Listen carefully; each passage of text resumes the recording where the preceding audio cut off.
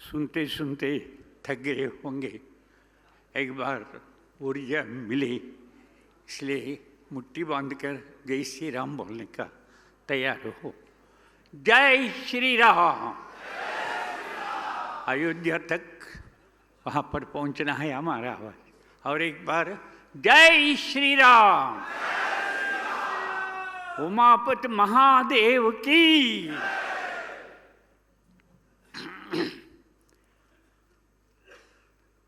माननीय अपना गिरीश कुलकर्णी जी आगरा से मैं श्रीशैलम के पास मेरा एक छोटा गांव है।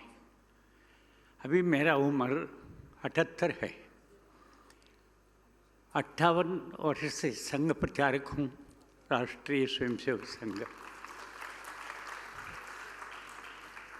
आज यहाँ पर बहुत सीखने को भी मिला है, लेकिन मेरा 58 वर्ष में मंदिर के बारे में जो मैंने सुना वो कुछ बिंदु आपके सामने रखने का प्रयास कर रहा हूँ। संक्षिप्त में पूरा करूँगा। विषय 84 लाख जीवराशि में श्रेष्ठ जन्म है मनुष्य। ये मानव माधव बनना है, इसलिए अपने ऋषि मुनि लोग हमको इतना अच्छी व्यवस्था है मंदिर दिया है। हमको भी कोई गाइड चाहिए, कोई मार्गदर्शक चाहिए, कोई शक्ति केंद्र चाहिए। इसलिए मंदिर के निर्माण इस प्रकार बनाया। इसलिए मैंने एक व्हाट्सएप मैसेज भी तय करके भेज दिया हूँ। मंदिर हमारा संस्कार, सेवा और सुरक्षा देने वाली सामाजिक संक्षेम केंद्र ने सोशल वेलफेयर सेंटर ऐसा बनाते, ये मैंने सुना। तो उसमें कैसे वास्तव में आपको पता होगा, हर मंदिर में सवेरे समय पर चरणामृत मिलता है।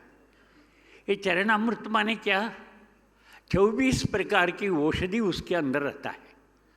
उसमें पंचगव्य माने गाय की 5 बिंदु, पंचघृत, पंचामृत, तुलसी दड़ा, कर्पूरा, इस प्रकार सबके साथ रहता है।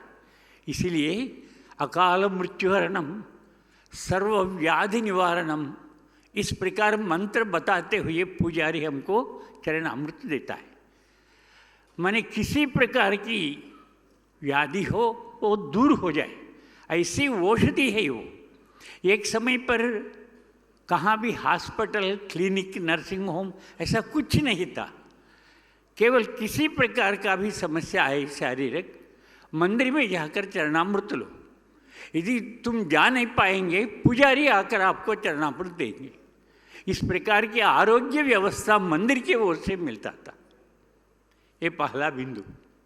दूसरा, हर मंदिर में घंटा रहता है। ये घंटानाद दोपहर में 12 बजे घंटानाद करते हुए आगमार्धंतु देवानाम, इस प्रकार पुकारते हैं पुजारी। माने देवताओं को स्वागत। कौन है देवता? जिसको एक समय पर भी भोजन नहीं मिलता, उनको दरिद्र नारायण ऐसा बोलते थे। तो वे सभी मंदिर पर आना है घंटानाद सुनकर, वहाँ पर भगवान को भोग देते हैं। उसके बाद अन्न प्रसाद के रूप में जितने भी लोग आवे सभी को अन्न प्रसाद मिलता था। माने उसका तात्पर्य क्या है? एक समय का भोजन के लिए तुम गलत काम करने के लिए जरूरत नहीं है। आपका शरीर जिंदा रह सकता है। तो इस प्रकार मंदिर का हामी माने उसका भरोसा देता था। केवल उतना ही नहीं, इस प्रकार की 7 प्रकार की शिलाएं मंदिर की तरफ से चलता था। उसको सप्त संतान विधि ऐसा बोलते थे। माने ये सब चलाने के लिए पैसा कहाँ से? हर हिंदू का धर्म है अपनी कमाई से 11% मंदिर को समर्पित करना है। ये अपनी धर्म है, क्योंकि मंदिर को तुम बचाओ, मंदिर तुमको बचाएगा। जैसा बताया ना, धर्मो रक्षति रक्षिता। इस प्रकार मंदिर की व्यवस्था बनी। तो मंदिर में ओनर यजमानी कौन है? देवता है। देवता को प्राण प्रतिष्ठा करके हम खड़ा कर देते। ये यजमान जो है देवता है। तो बाकी लोग धर्म करता है ट्रस्टीज से। उनका काम क्या है? ये सप्त संतान जितने भी काम दिया गया ये सब के बारे में वो ध्यान देना है, ये उनका काम है। तो इस प्रकार दोपहर का विचार इस पद्धति से होता था। और संध्या समय में हर दिन 6 बजे सबके सब आबाल गोपाल बोलते, वो मंदिर में आना, वहाँ पर सत्संग चलाते।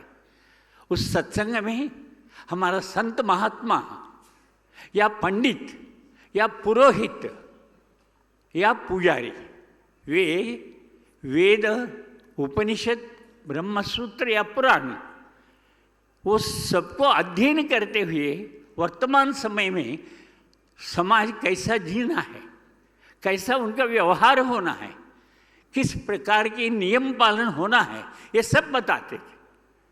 तो इस प्रकार मठ, मंदिर और गृह ये हमारी व्यवस्था है। मठ में रहने वाला संत महात्मा समाज कल्याण के लिए अनेक ग्रंथ तैयार करते हैं, धर्म ग्रंथ, ये पुराण हो जो भी हो, और उसको प्रवचन के रूप में समाज को अवगत कराते हैं मंदिर। और ये सामाजिक केंद्र है और इसको पालन करते हैं, ये है घर। तो आखिर को ये मानव माधव बनाने के लिए जो केंद्र है घर, घर की आधार क्या है? मंदिर। तो इस प्रकार मंदिर की रचना, जैसा समरस जीवन कैसा है, अनेक विषय आज आया है, उसमें केवल 2 उल्लेख करके समाप्त करता हूँ। और सुरक्षा कैसा होता है 2 बताकर समाप्त करता हूँ। आपको मालूम है धर्मस्थल है कर्नाटक में, वहाँ पर देवता है शिव है, मंजुनाथा बोलते हैं। और उसका पुजारी जो है वैष्णव है, शैव पुजारी मना है, केवल वैष्णव उपासक ही पुजारी। और उसका ट्रस्टी जो है धर्मकर्ता वो जैन है। मैंने जैन तो ट्रस्टी, पुजारी वैष्णव, देवता तो शिव। मैंने हम सब एक है बताने के लिए एकमात्र उदाहरण है ये। तो समरस जीवनम, हम सब एक है। जैसा बद्रीनाथ, वहाँ पर बद्री नारायण विष्णु है, उसका पुजारी केरला के नंबूद्री शैव उपासक, वही मात्र वहाँ पर पुजारी होना है। ऐसा बहुत उदाहरण है। तो इसलिए समाज को एक करने वाला, ऐक्यता लाने वाला एक मात्र है मंदिर। अनेक उदाहरण आप भी सुने और भी सुन ले। और अंतिम विषय क्या है? समाज में संस्कार, क्योंकि व्यक्ति को संस्कार चाहिए। पशु पक्षी जैसा जन्म लेता है वैसा मर जाता, लेकिन आदमी, इनको बुद्धि दिया भगवान। यदि बुद्धि संस्कारित नहीं होता ये राक्षस भी बन सकता है, संस्कारित होता है राम बन सकता है, नहीं होता रावण भी बन सकता। तो इसलिए 8वीं साल में उपनयन कार्यक्रम करते हुए जंगल में ले जाते थे संत महात्मा। वहाँ पर 25 साल तक माता पिता भी देखना नहीं, 17 साल वहाँ पर ब्रह्म ज्ञान पाकर आते थे। तो इस प्रकार संस्कार होता था। आज हमारा मंदिर ही संस्कार का केंद्र है।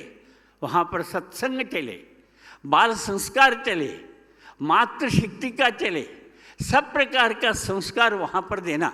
एक देशभक्ति, दूसरा देवभक्ति, तीसरा हमारा संस्कृति, ये सभी विषय के बारे में अवगत कराने वाला केंद्र है हमारा मंदिर।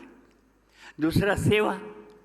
जिस प्रकार मंदिर यदि बचना है, आसपास के लोग यदि मुसलमान ईसाई होता, मंदिर कैसा बचेगा?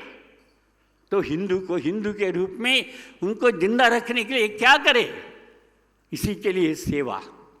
यदि वो गरीब है, उनको क्या उपाधि देना है विचार करो। यदि उनका अस्वस्थ है, स्वस्थ लाने के लिए क्या करना है सोचो। यदि अज्ञानी है, ज्ञान लाने के लिए क्या प्रयास करना। यदि असमानता फील कर रहे, समानता लाने के लिए क्या करें। नहीं तो बिक्री हो रहा। आपको मालूम है दिलियन वाला बाग में हजारों की स्वातंत्र योद्धा बलिदान हो गया, फायर करा दिया अंग्रेजी वाले। फायर करने वाला कौन है? सब भारतीय वासी, सब हिंदू है, बिक्री हो गई। तो बिक्री होने की स्थिति क्यों आया? ये 4 बिंदु में कहीं ना कहीं समस्या होगा, इसलिए सेवा अत्यंत आवश्यक है, ये दूसरा बिंदु। और तीसरा बिंदु सुरक्षा। किसका सुरक्षा देनी है? वास्तव में हमारा हिंदू धर्म में 5 मान बिंदु है। एक है माता, मातृदेवो भवः बताने वाला एकमात्र देश है दुनिया में, यह है भारत। दूसरा है गौ माता, जैसा बताया गावो विश्वस्य मातरम, अपनी गाय के शरीर में सूर्य नाड़ी रहता है, इसके कारण उसका ताकत अलग है।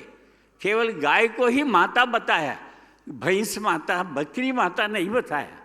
तो इतना ताकत है ये गाय का, तो इसीलिए गाय की बचाना। तीसरा है मातृभूमि, ये देवभूमि, पुण्यभूमि, कर्मभूमि जैसा वर्णन किया है। हिमालय समारभ्य यावदिंदु सरोवरम तम देव निर्मितम देशम हिंदुस्तानम, ये तो देव निर्मित भूमि है, इसको बचाना।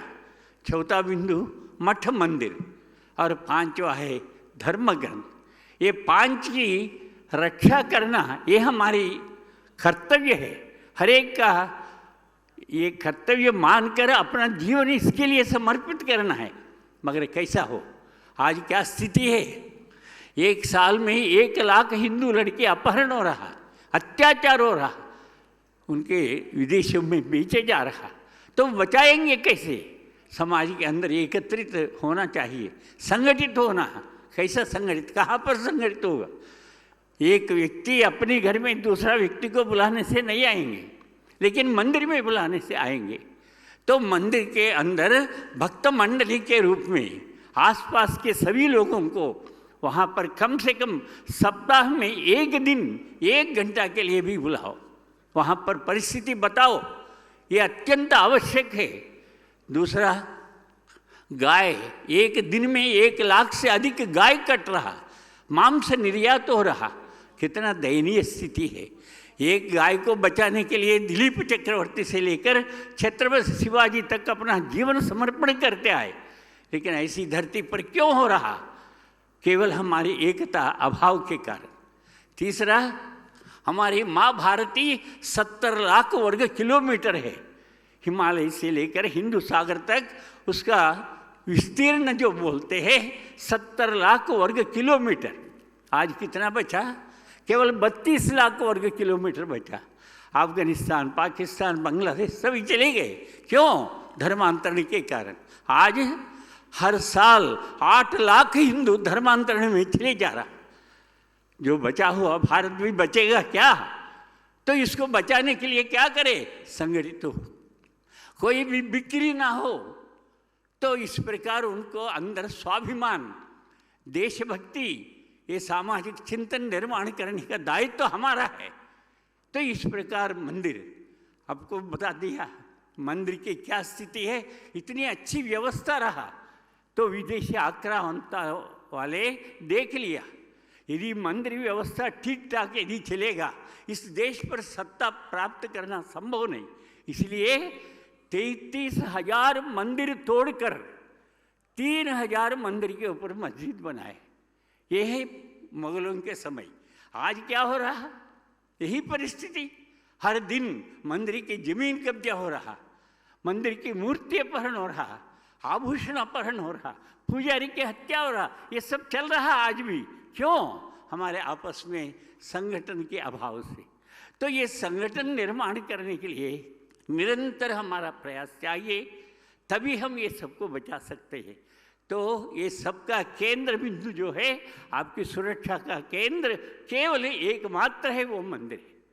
तो मंदिर को केंद्र बनाकर अपना जीवन को भी संस्कारित बने, अपने समाज को, अभावग्रस्त समाज को सेवा कार्य दिया जाए, और हमारा समाज को मानव बिंदु रक्षा के लिए भी मंदिर को केंद्र बिंदु बनाना ये अत्यंत आवश्यक है। ये 4 बिंदु आपके सम्मुख रखने के लिए मैं आया हूँ। मेरा बहुत आनंद की बात है, ऐसी समय पर प्रसाद जी और गिरीश जी जो मुझे बुलाया, ये 2-3 बिंदु आपके सामने रखने को मुझे मौका मिला, इतना मात्र बताकर मेरा वाणी को विराम देता हूँ। जय श्री राम।